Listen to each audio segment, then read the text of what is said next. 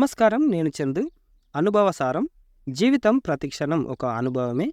అటువంటి అనుభవాలే జ్ఞాపకాలుగా కాలక్రమంలో పాఠాలను చెబుతాయి. జీవితానికి మార్గదర్శనం చేస్తాయి. కానీ ఎల్లకాలం ఒకే రకమైన అనుభవాలుంటే మాత్రం విసుగు పుట్టిస్తాయి. అప్పుడు జీవితం నిస్తేజంగా తయారవుతుంది. అనుభవాల ద్వారా పాఠాలు నేర్చుకునే ఉద్దేశంతో గాలి, మార్పు పేరుతో వేర్వేరు ప్రదేశాలను పర్యటించమని పెద్దలు చెప్తారు. పూర్వకాలపు విద్యా విధానంలో మహారాజు బిడ్డలైనా సరే సామాన్య పౌరుల సంతానంతో సమానంగా విద్యను అభ్యసించాలని చేసిన కట్టుబాటు ఇందుకే.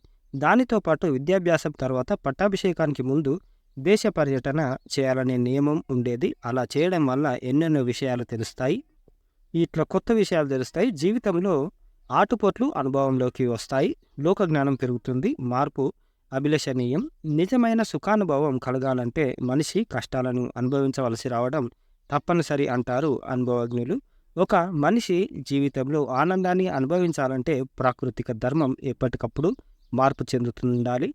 ప్రతి అంశానికి భిన్నమైన అనుభవం ఒకటి ఉందనే అవగాహన కలగాలి. అప్పుడే ఒక కొత్త సుఖం అందుబాటులోకి వస్తుంది అంటాడు సిగ్మండ్ ఫ్రాయిడ్. ఆనందాన్ని కొత్త కొత్త సుఖాలను అనుభవిస్తున్న మనిషికి ఒకానొక సమయంలో అసలు సుఖాలంటేనే ముఖం మొత్తుతుంది. అప్పుడు అతనికి కావలసింది ఇంతకు ముందు అనుభవించని మరొక నూతన అనుభవం. వినడానికి వింతగా ఉన్న అతడికి అప్పుడు కావాల్సింది దుఃఖమే. ఒకసారి కుంతీదేవి శ్రీకృష్ణుడితో కష్టాల్లోనే మనిషి స్థితప్రజ్ఞ వ్యక్తమవుతుందని, కాబట్టి కష్టాలు కలిగించే సంఘటనలు అంటేనే తనకిష్టమని చెప్పిందట. భగవంతుడు సైతం తన సృష్టిలో సుఖం విలువ తెలియజేయడానికి కష్టాన్ని, వెలుగు విలువ తెలపడానికి చీకటిని, తెలుపు రంగు స్పష్టత తెలియడానికి నలుపు రంగును, ఇలా ప్రతి విషయానికి వ్యతిరేకతలను సృష్టించాడంటారు. మనిషి వాటి మధ్య వ్యత్యాసాన్ని తెలుసుకొని జీవితాన్ని మలుచుకోవాలి. చిత్రకారుడు తన చిత్రానికి వేసిన రంగుల అందం ఇన్మడింపజేయడానికి వాటి వ్యతిరేక రంగులను అంచులుగా చిత్రిస్తాడు. మానవుడు కష్టాలు కలిగినప్పుడు కుంగిపోకుండా, సుఖాలు కలిగినప్పుడు పొంగిపోకుండా నిండుకుండలా దేనికి చలించని మనస్తత్వంతో ఉండాలి. కష్టం వచ్చినా సుఖం వచ్చినా తటస్థంగా ఉండగలగాలి. అప్పుడే జీవితంలో మాధుర్యం తెలుస్తుంది.